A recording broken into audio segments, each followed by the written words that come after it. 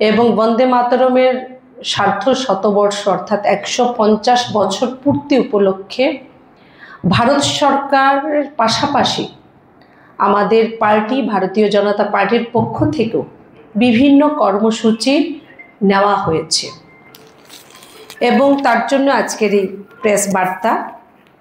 এর মধ্যে বিশেষভাবে আগামী 7ই নভেম্বর আমাদের রাজ্যে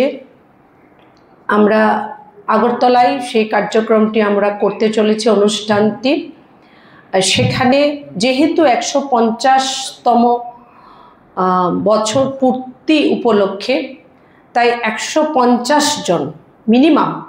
150 জন আমাদের রাজ্যের যারা বিশিষ্ট যারা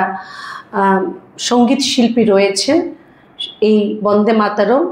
গীত তারা পরিবেশনা করবেন এবং এই কার্যক্রমটি আমরা পার্টির উদ্যোগে করছি এবং সেটা সম্ভবত আমরা উজ্জয়ন্ত প্যালেসের সামনে আমরা এই কার্যক্রমটি করব এবং সেখানে আমাদের রাজ্যের মাননীয় মুখ্যমন্ত্রী থেকে শুরু করে আমাদের অন্যান্য যারা রাজ্যের বিশিষ্টজন তারাও বিশেষভাবে আমন্ত্রিত, তারা থাকবেন এবং সেখানে এবং আজকের তরুণ প্রজন্ম যেন এই বন্দে মাতরম কিসের জন্য রচনা করা হয়েছিল তার মাহাত্ম্য কী এটাও আজকের জন্য দিনে আমাদের জানা প্রয়োজন এবং তার জন্য এই বন্দে মাতরমের ইতিহাস এবং মাহাত্ম্য নিয়েও সেই অনুষ্ঠানে আলোচনা করা হবে। এবং কারণ এই বন্দে মাতরমই এরকম একটি মন্ত্র যে মন্ত্র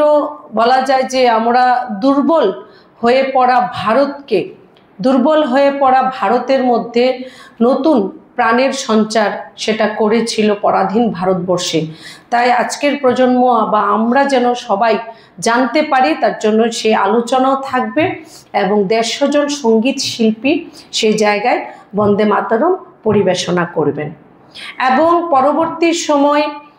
8 তারিখ থেকে 12 তারিখ বা 13 তারিখের মধ্যে আমাদের রাজ্যের যে আরও সাংগঠনিক যে 9টি জেলা আছে সেই জেলা স্তরেও একইভাবে এই পরিবেশনা সম্পন্ন হবে। পাশাপাশি আমাদের রাজ্যের 7টি বিধানসভা অর্থাৎ যে মণ্ডল রয়েছে সাংগঠনিকভাবে সেখানেও এই অনুষ্ঠান সম্পন্ন করা হবে